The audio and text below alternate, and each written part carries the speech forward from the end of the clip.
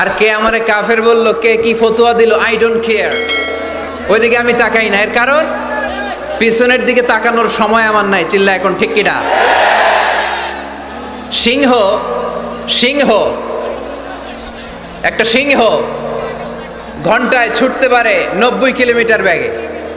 কত কিলোমিটার? একটা হরিণ একটা হরিণ একটা হরিণ ঘন্টায় ছুটতে পারে 100 কিলোমিটার বেগে। তাহলে কে জোরে ছুটে? জোরে বলতে হবে। সিংহ কত কিলোমিটার? হরিণ।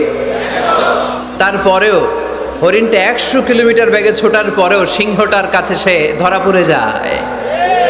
এর কারণ সিংহ যখন ধরার জন্য ছোটে সে শুধু সামনে তাকায়, সে পিছনে তাকায় না।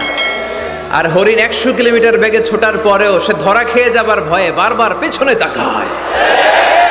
আর পিছনে তাকার কারণে ওর গতিটা স্লো হয়ে যায় আর সিংহের হাতে বধ হয়ে যায়।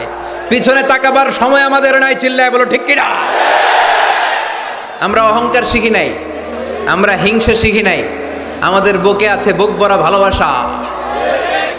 আমি বিএনপি বুঝি না, আওয়ামী লীগ বুঝি না, জাতীয় পার্টি বুঝি না, জামাত ইসলাম বুঝি না, তাবলীগ বুঝি না, পীরের মুরিদ বুঝি না। যারাই পড়েছে লা ইলাহা ইল্লাল্লাহ তার জন্য আমাদের হৃদয়ে জায়গা আছে না নাই?